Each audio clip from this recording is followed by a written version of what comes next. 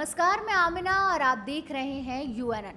UP विधानसभा चुनाव 2022 को लेकर जहां हम बात करते हैं बड़ी पार्टियों की, और उन बड़ी पार्टियों में अगर बात करें तो सपा, बसपा, भाजपा की बात करें तो अब उतना ही ज़रूरी हम उत्तर प्रदेश में उन छोटे दलों को भी मान के चल रहे हैं जो ये कहने के लिए यहाँ पर उपस्थित हो चुके हैं कि भाई हम रहेंगे तभी उत्तर प्रदेश की सरकार बन सकती है। उन्हीं दलों में से एक जो बड़ा चेहरा है हमारे साथ बैठा हुआ है और आप सभी उनको बहुत अच्छे से जानते हैं, जो वीआईपी यानी कि विकासशील इंसान पार्टी के प्रदेश अध्यक्ष हैं चौधरी लौटन राम निषाद जी। तो हम इनसे बात करेंगे और इनसे जानेंगे कि नज़दीक आ रहा है अब चुनाव, तो उस पर इनकी क्या जो है तैयारी है। सर, सबसे पहले आपका स्वागत है हमारे साथ। धन्यवाद। देखिए, विकासशील इंसान पार्टी के संस्थापक सन ऑफ मल्ला माननीय मुकेश सहनी जी के द्वारा 2 जुलाई को जब से पार्टी को लॉन्च किया गया है तब से उत्तर प्रदेश की राजनीतिक चहलकदमी जो है काफ़ी तेज़ी से बढ़ी है। और उत्तर प्रदेश, बिहार में विशेष करके 2 राज्य ऐसे उत्तर भारत के हैं कि यहाँ वह कहावत चरितार्थ होती है कि जाति है कि जाति नहीं। यहाँ पर सोशल इंजीनियरिंग और माइक्रो सोशल इंजीनियरिंग को जिस दल ने साधने का काम किया, वह दल जो है कि सफलता का परचम लहराया। और उत्तर प्रदेश में निश्चित रूप से जो अति पिछड़ी जातियाँ हैं, चाहे वो निषाद मल्ला केवट हो, राजभर चौहान हो, लोधी किसान हो, इस तरह की जो विश्वकर्मा, प्रजापति, बढ़ई, लोहार, चौरसिया है, इन जातियों की जो है कि अहम भूमिका जो है राजनीतिक परिवर्तन में और सत्ता परिवर्तन में रहती है। जिस समाज से हम लोग संबंधित हैं, हर जातियों का एक बेस वोट होता है। जैसे समाजवादी पार्टी का बेस वोट जो है कि यादव समाज है, बसपा का बेस वोट जो है कि जाटव समाज है, भाजपा और कांग्रेस को जो सवर्ण और बनियों की पार्टी कहा जाता है, उसी तरह से वीआईपी पार्टी का बेस वोट 16.5% निषाद समुदाय की मल्ला, केवट, बिन, धीवर, कहार, गुड़िया, तुरहा, बाथम, माझी, रायकवार और लोधी किसान जो जातियां हैं, इसको बेसिक वोट बैंक मान करके हम लोग जो है कि तैयारी कर रहे हैं। और उत्तर प्रदेश की अगर क्षेत्रों के आधार पर देखा जाए तो पूर्वांचल में 97 ऐसी विधानसभा क्षेत्र हैं जहाँ निषाद समाज का वोट बैंक 40,000 से लेकर के 1,20,000 तक है। और 72 सीटें जो कि बुंदेलखंड की, रुहेलखंड की, ब्रिज क्षेत्र और पश्चिम क्षेत्र की हैं, जहां पर निषाद कश्यप जो है कि निर्णायक की संख्या में, यानी कि उत्तर प्रदेश की 169 सीटों को सीधे निषाद समाज जिधर करवट लेगा उधर की धारा बदल जाएगी। और अभी तक ये हुआ है कि हमारे समाज के साथ राजनीतिक दलों ने केवल झूठा दिलासा देकर के छलावा करते आए हैं। कभी जैसे भारतीय जनता पार्टी की बात की जाए तो चुनाव का समय आता है तो श्री राम और निषाद राज की मित्रता का हवाला देकर हमारे समाज का वोट लेती हैं। लेकिन हमारे जो संवेदनशील मुद्दे हैं, चाहे हमारे नदियों से जुड़े हुए परंपरागत पेशे, बालू मरंग खनन का मामला हो, नौका चालन, नौका फेरी, मत्स्या खेत, शिकार माही का हो, चाहे तालाबों, झीलों, पोखरों में जो है कि मत्स्य पालन का काम हो, हमारे समाज को रोजी रोटी से वंचित करने का ही काम भारतीय जनता पार्टी ने किया। और आरक्षण का मुद्दा है, मैं बता दूं कि 2004 में यह प्रकरण माननीय मुलायम सिंह यादव जी ने शुरू किया, मायावती जी ने भी केंद्र को प्रस्ताव भेजा, कांग्रेस ने भी अपने 2007 के विधानसभा चुनाव घोषणा पत्र में रखा। भारतीय जनता पार्टी ने 2012 के विधानसभा चुनाव घोषणा पत्र में इस बिंदु को बड़ी प्रमुखता से लिया था कि अगर निकट भविष्य में कभी हमारी सरकार बनेगी तो राम की नैया को पार लगवाने वाले श्रृंगबेरपुर के महाराजा निषाद राज के वंशजों को हम अनुसूचित जाति के आरक्षण का लाभ अन्य राज्यों की भांति देंगे। और इनके जो नदी, ताल, पोखर से जुड़े हुए परंपरागत पुश्तैनी पेशे हैं उन्हें बहाल करके इनका आर्थिक उन्नयन करने का काम करेंगे। और 5 अक्टूबर 2012 को भारतीय जनता पार्टी के तत्कालीन राष्ट्रीय अध्यक्ष माननीय नितिन गडकरी जी और दिवंगत नेत्री सुषमा स्वराज जी ने दिल्ली के मावलंकर ऑडिटोरियम में फिशरमैन विजन डॉक्यूमेंट्स, मछुआरा दृष्टिपत्र जारी करते हुए यह संकल्प लिया था कि 2014 में अगर हमारी सरकार बनेगी तो आरक्षण की विसंगति को हम दूर करके निषाद मछुआ समुदाय की सारी जातियों को एससी या एसटी का स्टेटस देंगे और नीली क्रांति के माध्यम से हम इनका आर्थिक विकास करने का काम करेंगे। लेकिन भारतीय जनता पार्टी का वादा अभी कोरा ही साबित हुआ है, खोखला ही साबित हुआ है। इसीलिए हमारी पार्टी का तो खुला ऐलान है कि जो हमारी सुनेगा हम उसकी सुनेंगे। जो निषाद मल्ला, केवट, बिन, धीवर, कहार को अनुसूचित जाति का आरक्षण देने का शासनादेश और राजपत्र जारी करेगा, हम उसको समर्थन और सहयोग देने का काम करेंगे। देखिए, हमारे नेता माननीय मुकेश सहनी जी ने स्पष्ट तौर पर अभी इलाहाबाद में 2 दिन का कार्यक्रम था, उन्होंने कहा कि आरक्षण नहीं तो गठबंधन नहीं। अगर भारतीय जनता पार्टी चुनाव से पहले अगर वह अपने वादे को पूरा कर जाती है तो हम भारतीय जनता पार्टी से सीटों के लेकर के हम कोई तकझक नहीं करेंगे। हम इसी तरह से जो है भारतीय जनता पार्टी की नैया पार लगाने का काम करेंगे।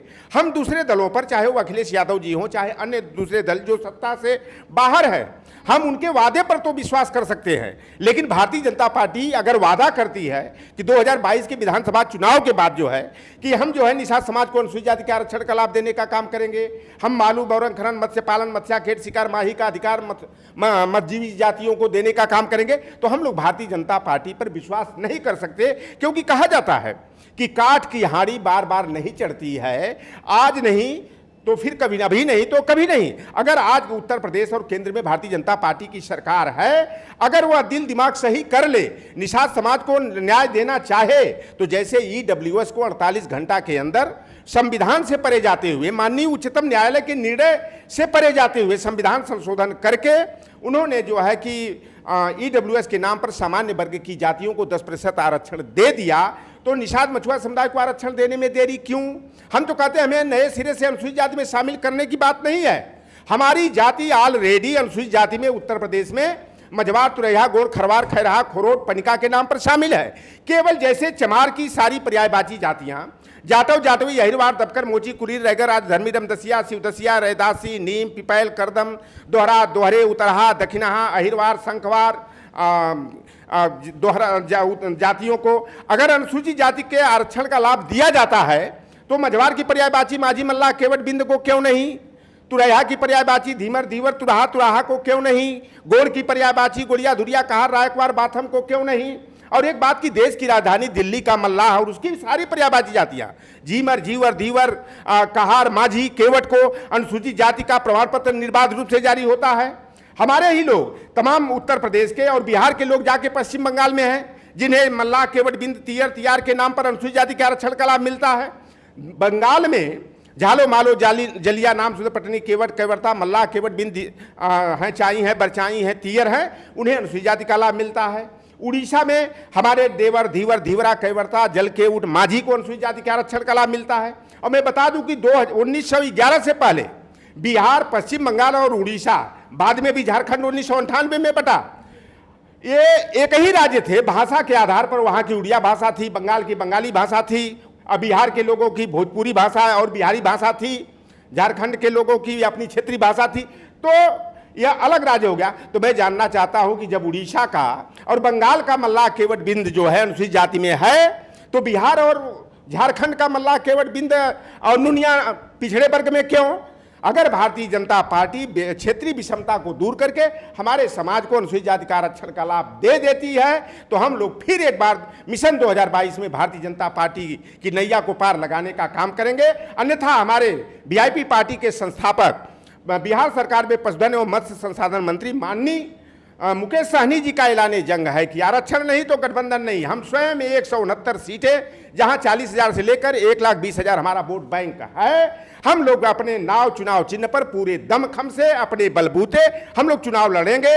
और देखिए, मैं आमीना जी बता देना चाहता हूं, हर जाति का बेस वोट उसकी जाति होती है। सपा का यादव है तो बसपा का जाटव है, भाजपा और कांग्रेस का सवर्णों और बनियों का बेस वोट माना जाता है। हमारी वीआईपी पार्टी का बेस वोट निषाद है, लेकिन हम केवल निषादों को लेकर नहीं चलेंगे, निषाद को बेस बना के राजनीति करेंगे। लेकिन अगड़ा हो, चाहे पिछड़ा हिंदू हो या मुसलमान, सारी जाति, धर्म, वर्ग, संप्रदाय के लोगों को जिनकी सनाफ मल्लाह मुकेश सहनी में आस्था होगी, वीआईपी पार्टी से लगाव होगा, सारे जाति, धर्म, वर्ग, संप्रदाय के लोगों को हम लोग साथ लेकर के चलेंगे।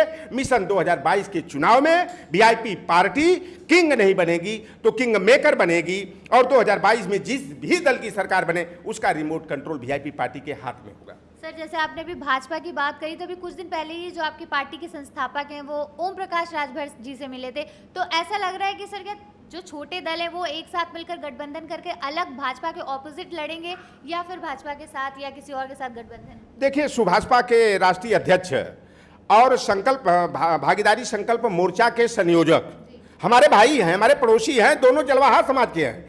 हमारा राजभर समाज भी मछली मार लेता है, हम नदी में मार लेते हैं तो तालाब, पोखर, नहर में मार लेते हैं। तो बिहार, उत्तर प्रदेश के पूर्वांचल का जो भाग है वहाँ पर 97 सीटें निषाद बहुल क्षेत्र हैं, और 23 सीटों पर राजभर समाज का वोट भी 40,000 से लेकर 90,000 तक है।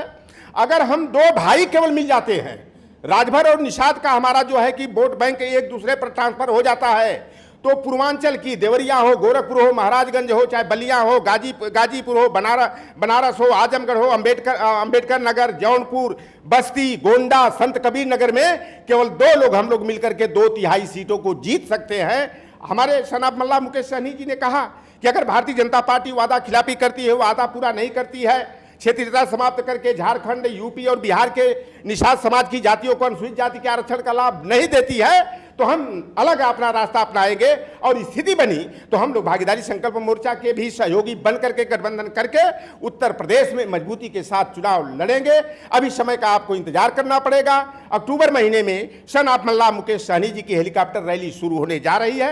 हम लोगों ने 12 जिलों को चिन्हित किया है, जिसमें गाजीपुर है, बनारस है, मिर्जापुर है, सुल्तानपुर है, अयोध्या, अंबेडकर नगर, गोरखपुर, बलिया, गाजीपुर, मुजफ्फरनगर और औरैया, फतेहपुर, प्रयागराज, वाराणसी में हम लोग जो है कि अपनी वीआईपी पार्टी की रैली करेंगे, अपनी ताकत का एहसास कराएंगे।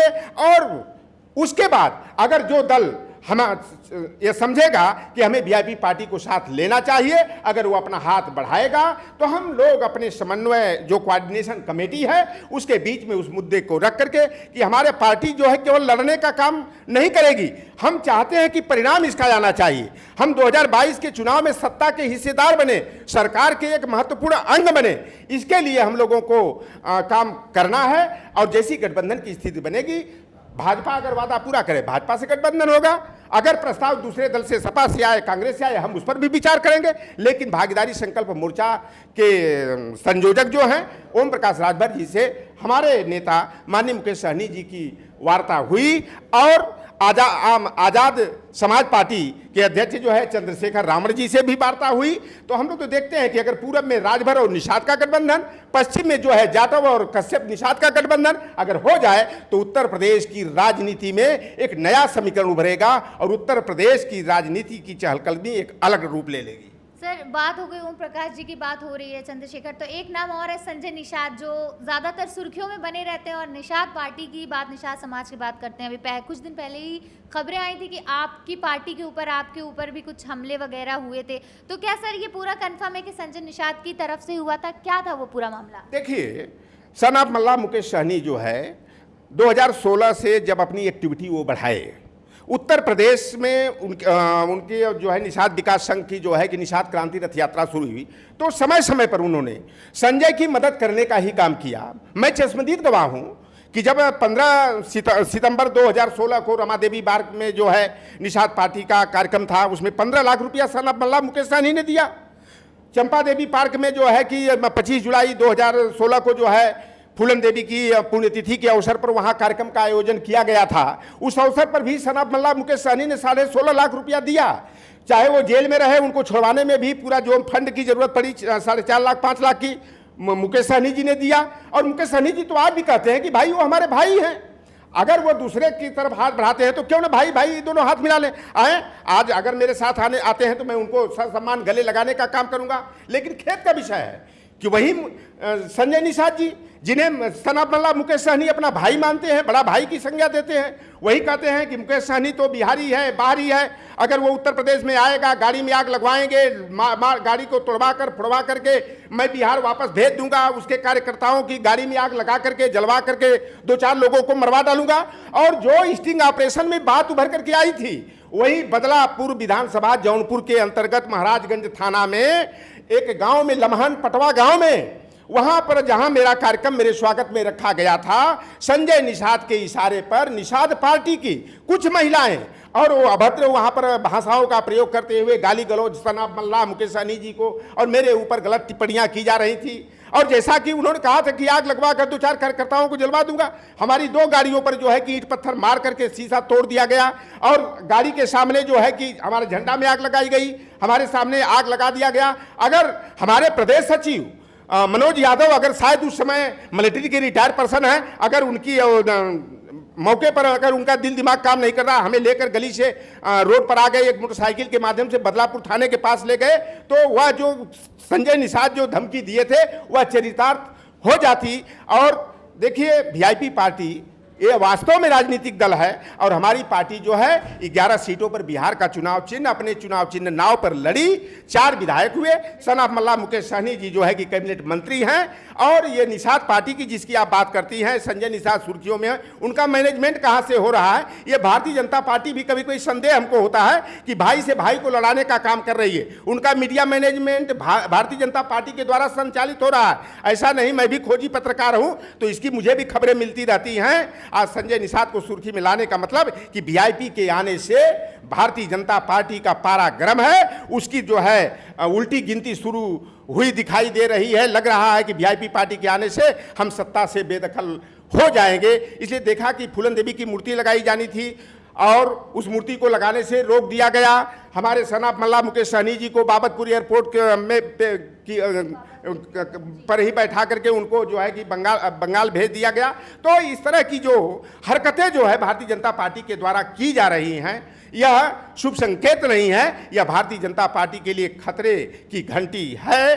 और संजय निषाद तो निषाद पार्टी वो पार्टी नहीं है, वो तो एक दुकान है। सिर पर सौदाबाजी किया जाता है, निषाद समाज को झूठे सपने दिखाकर जुमलेबाजी करके चंदाखोरी करके अपना घर भरने का काम किया जाता है। अगर निषाद पार्टी वास्तव में राजनीतिक दल होता तो मैं जानना चाहता हूं लोगों से, तो संजय निषाद का बेटा प्रवीण निषाद समाजवादी पार्टी के चुनाव चिन्ह साइकिल पर 2018 का गोरखपुर का उपचुनाव क्यों लड़ा?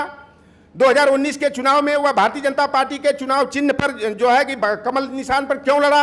अगर वीआईपी पार्टी का तो मैं हमारा चुनाव चिन्ह नाव है और संजय निषाद का चुनाव चिन्ह क्या है? संजय निषाद का अगर भाजपा से गठबंधन होता तो संजय निषाद अपने चुनाव चिन्ह पर लड़ते, लेकिन यह तो भाजपा से निषाद पार्टी का गठबंधन नहीं है, बल्कि आंतरिक तौर पर निषाद पार्टी का भाजपा में विलय हो गया है। तो सर क्या लग रहा है, लास्ट में बस एक यही क्वेश्चन पूछेंगे कि वीआईपी पार्टी अब क्या नए जो है मुद्दे लेके आ रही है, अब यूपी चुनाव की और क्या तैयारियां हैं? देखिए, अभी मैंने बताया कि 3 अक्टूबर से हमारी रैलियां शुरू हो रही हैं, जो 31 अक्टूबर तक विभिन्न जनपदों में होगी।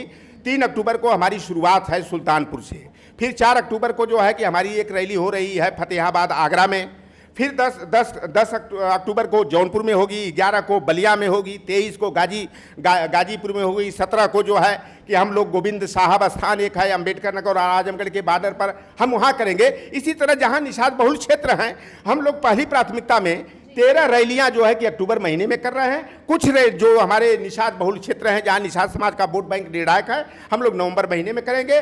और 65 हम लोग बाइकर तैयार कर रहे हैं, जो जा कर के जो निषाद बहुल क्षेत्र हैं वहाँ के बूथ के मैनेजमेंट को देखेंगे, वहाँ पर लोगों को समझाने का काम करेंगे। और जो है कि वीआईपी पार्टी के द्वारा एक बस भी जो है कि प्रचार बस बनाई जा रही है, जिसके माध्यम से भी हम लोग जो है कि चलते हुए जो है कि लोगों से जनसंपर्क करेंगे, अपनी पार्टी का हम प्रचार करेंगे। और वीआईपी पार्टी पूरी मजबूती के साथ जो है अकेले भी लड़ने के लिए तैयार है, लेकिन स्थितियां बनी तो हम गठबंधन करके चुनाव लड़ेंगे, क्योंकि हमारा लड़ने का मतलब केवल हार के लिए कहा तो जाता है कि राजनीति में पहले बार हारने के लिए लड़ा जाता है, दूसरी बार हराने के लिए लड़ा जाता है, तीसरी बार सत्ता के लिए लड़ा जाता है, लेकिन वीआईपी पार्टी पहली बार ही सत्ता का हिस्सेदार और किंग मेकर बनने के लिए लक्ष्य बना करके काम कर रही है। चाहे सभी जातियों को, चाहे ठाकुर हो, ब्राह्मण हो, हिंदू हो, मुसलमान हो, चाहे पिछड़ा हो, अगड़ा हो, सबको हम लोग गले लगा करके जो है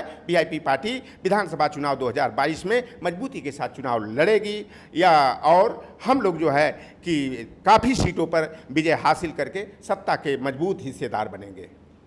बहुत बहुत शुक्रिया। तो ये थे चौधरी लौटन राम निषाद, जैसे कि आपको पता है वीआईपी के प्रदेश अध्यक्ष, जिन्होंने बहुत सी ऐसी बातें बनाई जो कि बहुत ज़्यादा यूपी विधानसभा चुनाव को देखते हुए ज़रूरी भी हैं, और कुछ ऐसी बातें और भी निकली कि जैसे कि गठबंधन की बात हो या फिर इन तमाम जो छोटी दल हैं उनके साथ मिलकर काम करने की हो, इन तमाम बातों पर बात हुई। अब देखना यही होगा कि भाई जैसे जैसे चुनाव नज़दीक आएगा तो वैसे वैसे इनका आगे का कदम क्या होगा।